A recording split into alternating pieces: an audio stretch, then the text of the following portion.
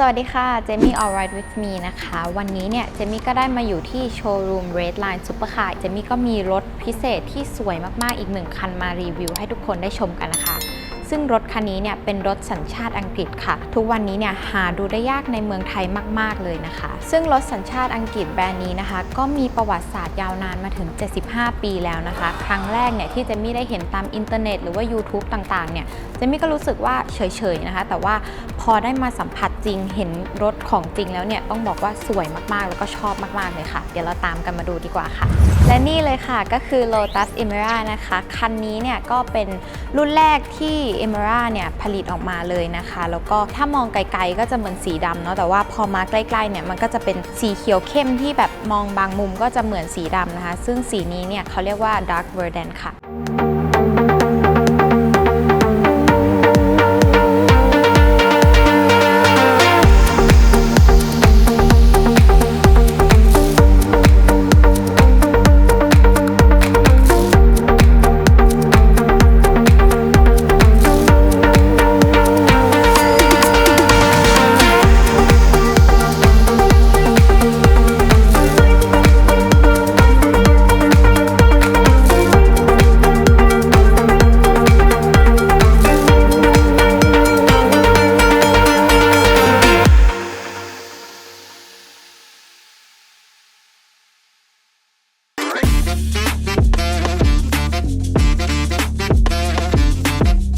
เรานะคะก็จะมาดูรูปร่างของตัว Lotus กันก่อนนะคะทุกคนจะเห็นได้ว่ามันจะมีช่องดักลมที่เยอะมากๆรอบคันเลยนะคะเพราะว่า Lotus เนี่ยเขาเน้นหลัก Aerodynamic นะคะให้รถเนี่ยทำความเร็วได้มากยิ่งขึ้นค่ะซึ่งแผงตรงที่ดักลมด้านหน้าเนี่ยเขาก็จะมีไว้ระบายระบบ Intercooler ระบบเบรกแล้วก็ระบบเกียร์ค่ะซึ่งแบรนด์ Lotus นะคะเขาก็ไม่ได้ใส่ใจแค่รูปร่างลักษณะหรือว่าจะเป็น Aerodynamic รอบรถนะคะแต่ว่าใต้ท้องรถเนี่ยเขาก็มีการเก็บเรียบนะคะไม่ให้ตัวอากาศเนี่ยไปวนอยู่ในตัวรถเลยค่ะและตัวฝากระโปรงนะคะเขาก็จะมีช่องดักลมเช่นกันนะคะที่อยู่ข้างๆไฟรถนะคะซึ่งไฟตรงนี้เนี่ยก็เป็นไฟ LED ค่ะมาดูกันที่ล้อนะคะล้อคันนี้เนี่ยเป็นล้อ Forge ขนาด20 นิ้วเป็นสี Gloss Black นะคะแล้วก็ล้อเนี่ยก็จะเท่ากันทั้งหน้าแล้วก็หลังนะคะแต่ว่าจะแตกต่างกันทางความกว้างของล้อค่ะเขาก็จะมาพร้อมกับยาง Michelin Pilot Sport Cup 2นะคะซึ่งพร้อมลงสนามเลยค่ะจานเบรกด้านหน้านะคะก็มีขนาดใหญ่พอสมควรนะคะแล้วก็พร้อมกับคาลิปเปอร์เบรกสีเหลือง4พอร์ตนะคะแล้วก็มีสกรีนโลโก้ Lotus ด้วยค่ะตัวเบรกนะคะก็จะเป็นจานเบรกขนาดใหญ่นะคะเช่นเดียวกับด้านหน้าเลยแล้วก็จะมาพร้อมกับคาลิปเปอร์สีเหลืองนะคะแต่ว่าที่เพิ่มมาเนี่ยก็คือจะเป็นปั๊มเบรกมือไฟฟ้าค่ะอย่างที่เจมี่บอกไปนะคะว่า Lotus เนี่ยเขาคำนึงถึงหลัก Aerodynamic เป็นหลักนะคะซึ่งทุกคนก็จะสังเกตได้ว่าตรงนี้มันก็จะเว้าลงไปนะคะแล้วก็จะมีสกู๊ปดักลมตรงเฟนเดอร์อยู่ด้านหลังนะคะเขาเนี่ยก็จะรีดลมเข้าไปค่ะเพื่อเอาไประบายความร้อนภายในเครื่องยนต์ด้านหลังนั่นเองค่ะตอนนี้นะคะเจมี่ก็ได้มาอยู่ด้านท้ายของตัวรถแล้วนะคะจุดสังเกตแรกที่เจมี่เห็นเลยก็คือมีช่องลมเยอะมากนะคะแล้วก็ทุกคนอาจจะสงสัยนะว่าลมที่เข้ามาทางด้านหน้ารถเนี่ยออกทางไหนนะคะก็นี่เลยค่ะ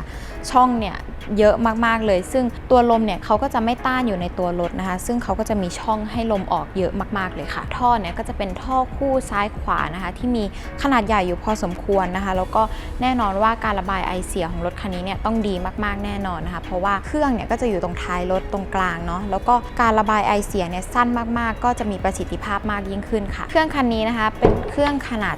3.5 ลิตร V6 นะคะเป็นเครื่องวางกลางขับหลังค่ะเขาก็มาพร้อมกับระบบซูเปอร์ชาร์จนะคะทำแรงม้าอยู่ที่400แรงม้าค่ะแรงบิดเนี่ยอยู่ที่430นิวตันเมตรนะคะทำความเร็ว0ถึง100เนี่ยเพียงแค่ 4.2 วินาทีเท่านั้นค่ะและความเร็วสูงสุดของคันนี้นะคะอยู่ที่290กิโลเมตรต่อชั่วโมงค่ะดูจากแรงม้าแล้วก็แรงบิดของรถคันนี้แล้วเนี่ยถือว่าขับสนุกแล้วก็ให้อรรถรสในการขับได้ดีมากๆเลยค่ะเดี๋ยวเรามาชมในรถกันดีกว่าค่ะภายในของคันนี้นะคะตัวพวงมาลัยแล้วก็ตัวเสา A เนี่ยก็จะเป็นหนังอะคันทาร่านะคะส่วนตัวเบาะแล้วก็แดชบอร์ดตรงนี้เนี่ยเขาก็จะเป็นหนังแนปป้านะคะซึ่งสลับสีดำกับสีแทนค่ะซึ่งพวงมาลัยคันนี้นะคะก็จะเป็นดีไซน์ใหม่ของรถ Lotus แล้วนะคะก็คือจะเป็นท้ายตัดค่ะคันนี้นะคะก็จะเป็นเกียร์แมนนวล6 สปีดนะคะเหมือนแบบว่ารถแข่งเลยนะคะแล้วก็ตัวข้างล่างนี้นะคะเขาก็จะมีแบบดูดิบๆนิดนึงซึ่งจะเป็นการโชว์ฐานเกียร์นะคะการสตาร์ทรถของคันนี้นะคะก็ง่ายมากๆนะคะแค่เรากดคลัตช์แล้วเราก็กดปุ่มตรงนี้นะคะเพื่อสตาร์ทรถก็จะเห็นว่ามันจะมีก้านอันนี้นะคะที่เป็นสีแดงเนี่ยออกแบบมาเพื่อให้ดูแบบสปอร์ตนะคะแต่ว่าก็เซฟตี้ไปในตัวค่ะเพราะว่าบางคนก็อาจจะเผลอกดได้นะคะ เบาะคันนี้นะคะก็จะเป็นเบาะ bucket seat นะคะสามารถปรับได้12ทิศทางแบบออโตเมติกนะคะเจมี่คิดว่าถึงเป็น bucket seat แต่ว่าเวลาเจมี่นั่งเนี่ยเจมี่ก็รู้สึกว่ามันก็นั่งสบายไม่ได้แคบเลยนะคะในส่วนของจอ entertain ที่ไว้สั่งการทำงานได้ด้วยนะคะก็จะอยู่ตรงกลางแดชบอร์ดเลยนะคะตรงนี้เนี่ยก็สามารถปรับอุณหภูมิลดได้นะคะแล้วก็มี media navigation ต่างๆที่ครบครันอยู่ค่ะเครื่องเสียงนะคะก็จะเป็นเครื่องเสียงสัญชาติอังกฤษชื่อว่า KEF นะคะหรือว่า Kent Engineering Foundry ค่ะและเจมี่ว่านะคะสิ่งที่โดดเด่นมากสำหรับคันนี้เลยนะคะก็คือการที่เราสามารถมองเห็นเครื่องยนต์จากตรงนี้ได้ค่ะนี่นะคะเจมี่มีกุญแจอยู่ในมือแล้วนะคะเดี๋ยวเรามาสตาร์ทฟังเสียงเครื่องยนต์กันดีกว่าค่ะ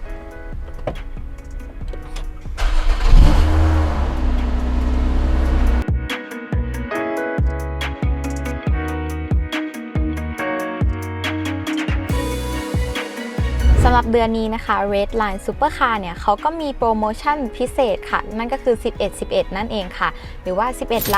11,110,000 บาทนั่นเองสำหรับเดือนนี้เท่านั้นเลยนะคะสำหรับวันนี้นะคะเจมี่ก็ขอขอบคุณ Red Line Supercar นะคะที่ให้โอกาสเจมี่เนี่ยได้มารีวิวรถคันนี้ค่ะและสำหรับใครนะคะที่ต้องการที่จะมาชม